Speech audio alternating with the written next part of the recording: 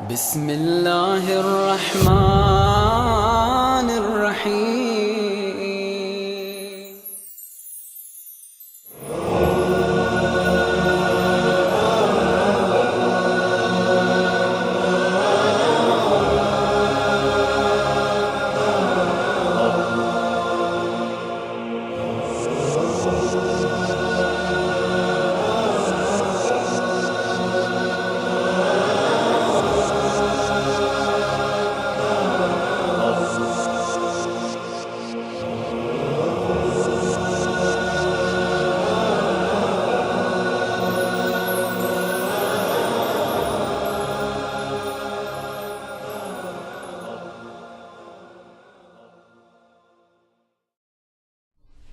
أعوذ بالله السميع العليم من الشيطان الرجيم. بسم الله الرحمن الرحيم. وبه نستعين، وصلى الله على سيدنا محمد وعلى آله الطيبين الطاهرين. رب اشرح لي صدري ويسر لي أمري واحلل عقدة من لساني يفقه قولي. اللهم كن لوليك الحجة بن الحسن صلواتك عليه وعلى آبائه في هذه الساعة وفي كل ساعة وليا وحافظا وقائدا وناصرا ودليلا وعينا حتى تسكنه أرضك طوعا وتمتيه فيها طويلا برحمتك يا أرحم الراحمين. Au nom d'Allah, le tout miséricordieux, le très miséricordieux, paix et bénédiction sur le noble de ses créatures, le saint prophète Mohammed sallallahu alayhi wa alihi wa sallam, sur sa sainte famille, ses vertueux compagnons et sur ceux ou celles qui suivront sa voie jusqu'au jour de la résurrection. Que Dieu nous aide, qu'il fasse de nous des musulmans vertueux qui nous guident sans cesse sur le droit chemin. Alhamdulillah, nous sommes en fait tout à fait heureux aujourd'hui d'être avec vous afin de pouvoir parcourir, n'est-ce pas, le cours intitulé, n'est-ce pas, l'éthique islamique qu'on appelle al-akhlaq al-islami. Nous allons, en fait, dans le cours, comme vous le savez, c'est en fait un cours qui traite la question, n'est-ce pas, de l'éthique islamique. Nous allons d'abord entreprendre ce cours par une introduction. En fait, je donne d'abord le plan de notre cours. Une toute petite introduction. Après cela, nous allons essayer de vous donner en fait les notions générales, c'est-à-dire parlant de la terminologie même de l'éthique qu'on appelle al-akhlaq. Après quoi, nous allons essayer de parler des hadiths traitant la question de al-akhlaq, c'est-à-dire, comme nous avons deux sortes d'éthiques, il y a les éthiques positives et les éthiques négatives. Positives et négatives. Nous allons essayer de donner les hadiths qui traitent cela. Et après cela, nous allons, n'est-ce pas, conclure notre cours de ce jour. D'entrée de jeu, lorsque nous nous référons au dictionnaire pour essayer de savoir la définition de al-akhlaq, on nous donne un sens. Quand on vient également dans la compréhension technique, nous avons également des explications à donner. Mais bien avant cela, comme il était, n'est-ce pas, dit dans le plan, d'abord l'introduction. Allah subhanahu wa ta'ala, qui est le créateur de l'univers, lorsqu'il créa l'être humain, et lui a assigné la terre comme un lieu où celui-ci devrait, n'est-ce pas, habiter. Alors, lorsque Dieu, le Créateur, nous a créés et nous a envoyés, n'est-ce pas, sur terre, sûrement, il nous a donné des obligations. Il nous a donné des obligations, n'est-ce pas, à suivre. Il nous a promis que si nous attelons à respecter ces obligations, si nous attelons à s'en éloigner des interdits, il va nous assigner, n'est-ce pas, le paradis. Par contre, n'est-ce pas, c'est l'enfer qu'Allah subhanahu wa ta'ala nous en éloigne de l'enfer. Donc, l'être humain a le devoir de savoir qui il est. Connaître d'abord sa propre personne. C'est dans ce sens que on nous dit que la première philosophie est que l'être humain puisse savoir sa propre personne. Car le fait de se savoir soi-même t'amènera à connaître, n'est-ce pas, ton Créateur. C'est dans ce sens que il dit ceci, Man arafa nafsa faqad arafa rabba. Celui qui connaît sa propre personne connaît en fait son Seigneur. Donc, celui qui s'ignore, ignore, n'est-ce pas, son Seigneur. Voilà pourquoi même dans les versets coraniques, Dieu dit qu'ils ont oublié Dieu et Dieu les a fait oublier les propres personnes.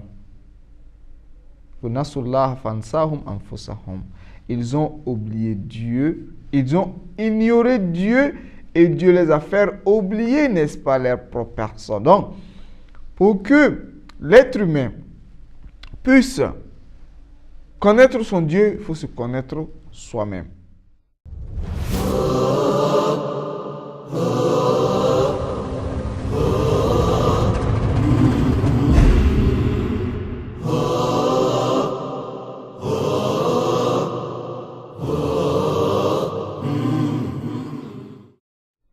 C'est dans ce sens que nous constaterons que les enseignements islamiques que les prophètes sont venus, n'est-ce pas, nous enseigner, nous pouvons les subdiviser en 3 parties. C'est-à-dire, premièrement, il y a ce qu'on appelle al-aqaïd, qui est en fait la croyance. Al-aqida, qui est en fait la croyance, qui est au fait au sommet.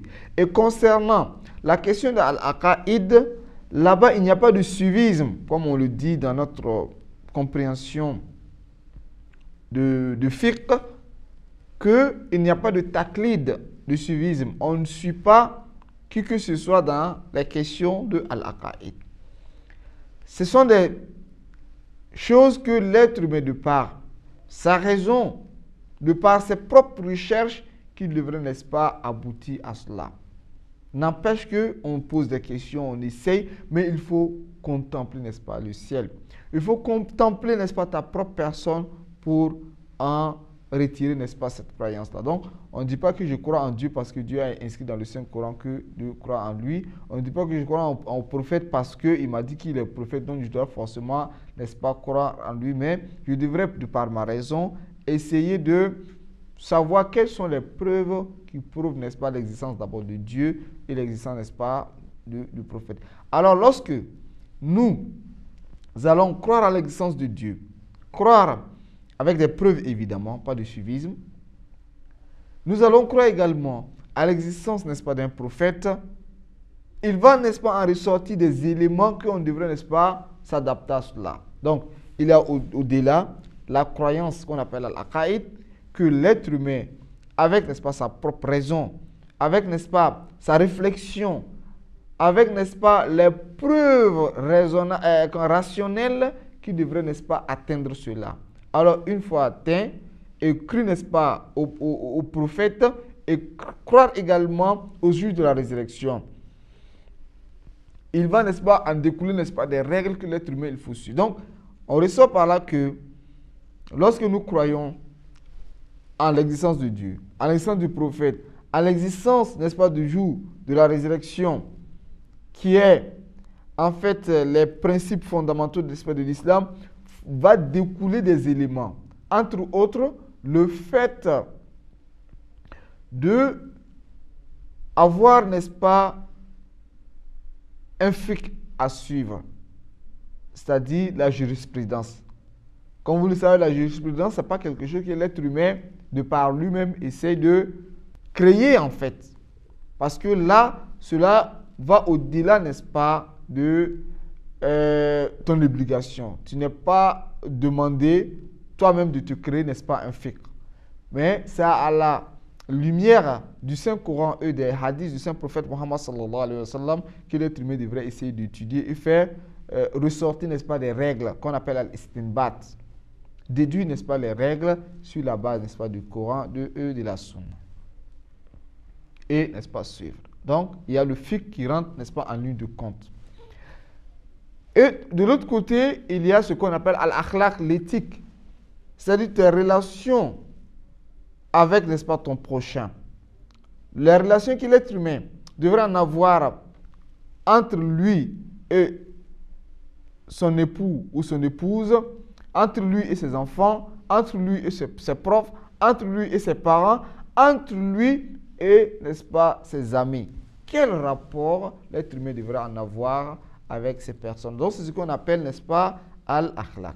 Donc, ici, comme introduction, les enseignements islamiques, en grand ou de manière grosso modo, nous avons d'abord les croyances qu'on appelle al-aqaïd, nous avons le fiqh et la jurisprudence, et nous avons ce qu'on appelle al-akhlaq, l'éthique, qui est en fait l'objet, n'est-ce pas, de notre cours durant, n'est-ce pas, ces émissions. Alors, dans le dictionnaire, lorsque nous essayons de se référer au dictionnaire pour voir qu'est-ce que l'éthique, n'est-ce pas, voudrait dire, d'abord le dictionnaire français, et après nous allons partir maintenant chez les Arabes et voir qu'est-ce qu'ils disent. Dans le dictionnaire, voilà en fait ce qu'on nous dit dans Encarta. Lorsque vous partez dans Encarta, vous essayez de voir le mot éthique, qu'est-ce que cela signifie. On nous dit éthique qui met en jeu les principes de la conduite humaine à respecter. C'est-à-dire, dans l'éthique, ce qu'on apprend, c'est les principes qui met en jeu les principes de la conduite humaine.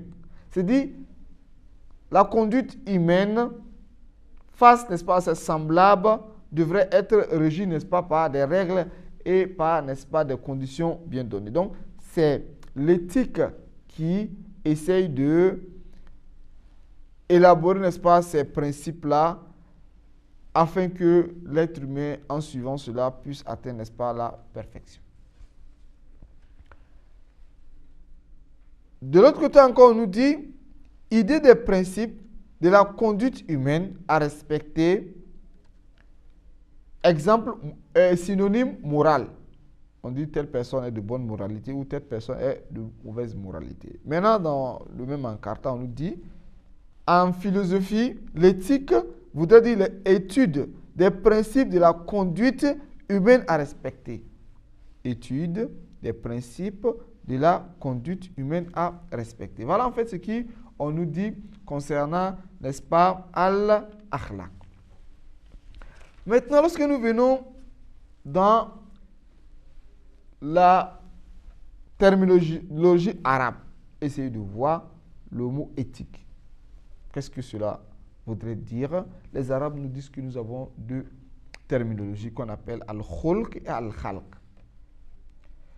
Le mot akhlaq vient du mot khulq. C'est le pluriel du mot khulq qui est en fait le même éthique. Khalq, c'est la manière dont l'être humain a été composé. Donc, ça vient du mot khalaqa qui veut dire, n'est-ce pas, créer. Donc, khalaqa qui veut dire créer, khulq qui veut dire comportement. Alors, donc, nous constatons que quand on parle de khulq, cela voudrait dire quoi?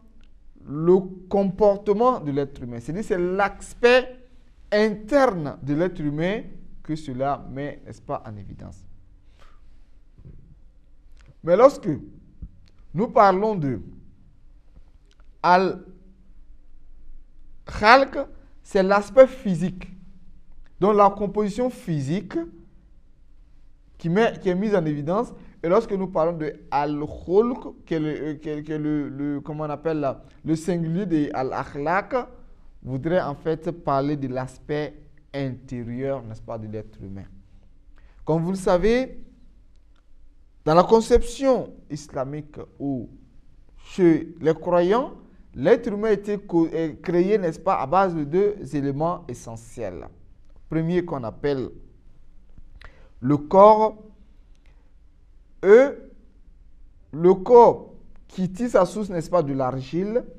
Voilà pourquoi on dit l'être humain vient de l'argile. Et en plus de cela, ce qu'on appelle l'âme et l'esprit. On a faktu fihi min ruhi. Allah subhanahu wa ta'ala dit, lorsque lui il a créé Adam, il a injecté, n'est-ce pas, en lui sa souffle de vie. Donc, injecté le souffle à Adam alayhi salam pour lui donner, n'est-ce pas, la vie. Donc, il ressort ici que l'être humain a été créé à base de deux éléments essentiels. Le corps qui est, n'est-ce pas, argile, et, n'est-ce pas, l'âme. Donc, nous, dans notre conception religieuse, l'être humain n'est pas seulement l'argile. De fait, de telle sorte que nous disons que lorsque l'être humain périt, c'est fini, il n'y a pas de résurrection ni quoi que ce soit. Nous disons oui, il y a une résurrection, et la résurrection ne concerne pas, n'est-ce pas, le corps humain, mais ça concerne, n'est-ce pas, l'âme. Pour ceux qui disent que le corps est, n'est-ce pas, du poussière. Parce que si on dit que le corps de l'être humain est du poussière, quand tu meurs, c'est fini, nous disons non, ce n'est pas fini parce qu'il y a, n'est-ce pas, l'âme qui existe. Est-ce que nous voulons dire par là que le jour de la résurrection, c'est l'âme seulement? Ce n'est pas ce que nous voulons dire, mais nous devons supposer que quelqu'un nous dise que le corps que voici deviendra, n'est-ce pas, poussière, comme on le dit que tu as commencé poussière, tu finiras, n'est-ce pas, poussière. Nous disons non, tu n'as pas forcément commencé poussière, mais tu as commencé en tant que poussière, n'est-ce pas, et âme. Et lorsque tu meurs, c'est une séparation entre l'âme, n'est-ce pas, et le corps. Le jour de la résurrection, l'âme serait, n'est-ce pas, interrogée. Donc, pour ne pas que quelqu'un nous dise que non, le corps, n'est-ce pas, n'a pas d'utilité. Maintenant, le jour de la résurrection, c'est l'âme seulement qui serait jugée, c'est le corps. Cela a fait, n'est-ce pas, a causé beaucoup de discussions entre les savants. Donc, ce n'est pas l'objet, n'est-ce pas, de notre sujet. La question de Al-Ma'ad, qu'on appelle la résurrection, se traite dans Al-Aqaïd, qui est, n'est-ce pas, les croyances que c'est possible que si vous retournez dans les livres de Al-Aqaïd, vous allez voir traiter cela.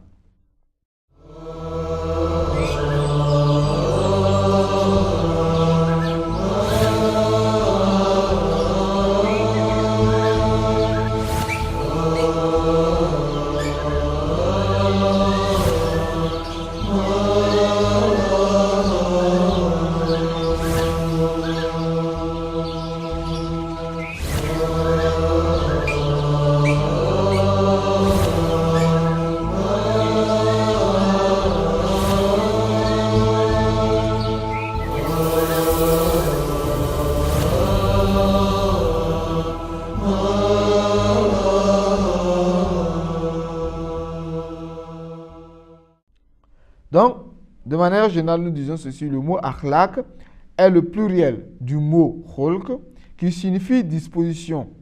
La disposition est cette faculté qu'on appelle malaka. Faculté, c'est en arabe on appelle ça malaka.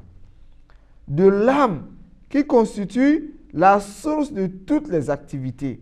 que l'homme accomplit spontanément et sans y réfléchir. Alors, quand on parle d'al-akhlaq, c'est quelque chose que l'être humain a en lui comme une faculté, de telle sorte que celui-ci manifeste ces facultés-là spontanément sans réfléchir. Donc ça devient en toi, n'est-ce pas, un malaka comme on le dit, une faculté. Donc, faculté qu'on appelle malaka est quoi? Est un exercice et la pratique répétitive et qu'il est difficile de détruire. Donc l'être humain, quand on dit que celui-ci a un bon comportement, a un mauvais comportement, ce n'est pas quand il fait quelque chose une fois et c'est terminé qu'on dira de lui qu'il a un mauvais comportement. Un mauvais comportement ou bien un bon comportement, c'est quand ces habitudes, ça deviendra, n'est-ce pas, une habitude, n'est-ce pas, en lui, comme on le dit, que l'habitude est une deuxième nature, sans cela qu'on dit qu'il a un mauvais comportement.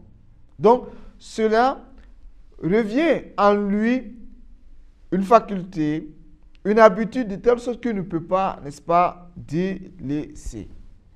Alors, quand cela devient, n'est-ce pas, une habitude, on appelle ça, n'est-ce pas, malaka, faculté, de telle sorte que celui-ci pose l'acte sans réfléchir, ça vient spontanément. Donc voilà en fait comment est-ce que les savants donnent la définition, n'est-ce pas, de al-akhlaq. Maintenant, lorsque nous revenons au hadith du saint prophète Mohammed sallallahu alayhi wa sallam, pour voir quelles sont la place du bon, n'est-ce pas, et du mauvais comportement. Donc je reprends pour dire que quand on parle de comportement, ce n'est pas forcément bon, car il y a des mauvais comportements également. Donc, c'est l'action que l'être humain pose spontanément sans y réfléchir qu'on appelle akhlaq. Maintenant, cela pourrait être positif comme négatif. Alors, le saint prophète Mohammed sallallahu alayhi wa sallam, parlant du bon comportement, dit ceci: Inna akmal al-mu'minina imanan ahsanuhum khulqa.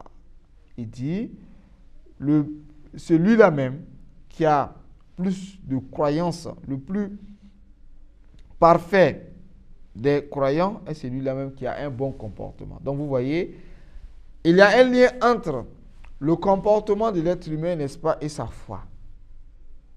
Donc, celui-là même qui est plus parfait en termes de croyance, et c'est celui-là même qui aurait, n'est-ce pas, un bon comportement. Donc c'est pour dire que le bon comportement parachève, n'est-ce pas, la croyance de l'être humain. Et le saint prophète Mohammed sallallahu alayhi wa sallam, qui est le maître de l'humanité, nous dit ceci: Bu'istu li utammima makarimal akhlaq. Il dit, j'ai été envoyé pour parachever, n'est-ce pas, l'institution des bonnes, n'est-ce pas, manières. Et parlant du bon comportement également, on posait la question au saint prophète Mohammed sallallahu alayhi wa sallam, وقد سئل صلى الله عليه وسلم أي الأعمال أفضل. On lui posa la question de savoir quelle est l'œuvre la plus bonne. Le saint prophète Mohammed sallallahu alayhi wa sallam nous dit husnul khulq. Concernant, n'est-ce pas, le mauvais comportement, comme le temps, n'est-ce pas, ne nous permet pas, qala sallallahu alayhi wa sallam aballahu azza wa jalla li sa'ibul khulq sayyibit tawba. Il dit, Allah subhanahu wa ta'ala refuse d'octroyer le repentir à celui-là même qui a en fait un mauvais comportement. Qui la kaif? On posa la question au saint prophète de savoir pourquoi, n'est-ce pas, cela, ya Rasulallah. Wa kayfa zalika ya Rasulallah? Qala iza taba min zanbin waqa'a fi zanbin a'zam minhu. Il dit, car celui-là même, quand il se repent, s'il se repentir d'un péché, tombe également dans un péché plus colossal, n'est-ce pas, ou plus géant ou plus grand que, n'est-ce pas, le précédent. وقال صادق عليه السلام إن سوء الخلق لا يفسد الإيمان كما يفسد الخل العسل. Il dit, le mauvais comportement détruit, n'est-ce pas, la croyance comme détruit, n'est-ce pas, le vinaigre et le miel. Car concernant, n'est-ce pas, la croyance, nous avons dit que celui-là même le plus parfait en termes de croyance, c'est celui qui aurait, n'est-ce pas, un bon comportement. Donc ça veut dire qu'il y a un lien entre le comportement de l'être humain et, n'est-ce pas, la foi. De cette même manière, quand tu as un mauvais comportement, le mauvais comportement détruit, n'est-ce pas, ta foi. Et le saint prophète sallallahu alayhi wa sallam dit man sa'a khulqahu azaba nafsahu. C'est lui qui a un mauvais comportement, n'est-ce pas, se fait du tort, n'est-ce pas, lui-même. Donc voilà en fait en grosso modo ce que nous pouvons dire concernant, n'est-ce pas, les notions générales, n'est-ce pas, de l'éthique. Dans les émissions à venir, nous allons essayer tant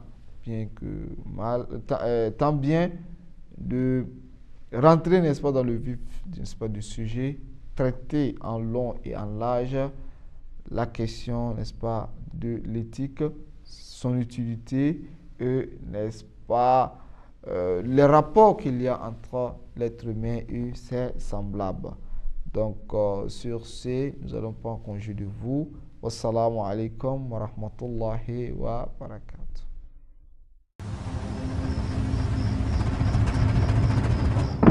لا إله إلا الله ربنا ورب آبائنا الأولين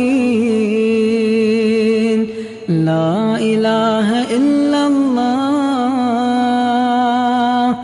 إلها واحدا ونحن له مسلمون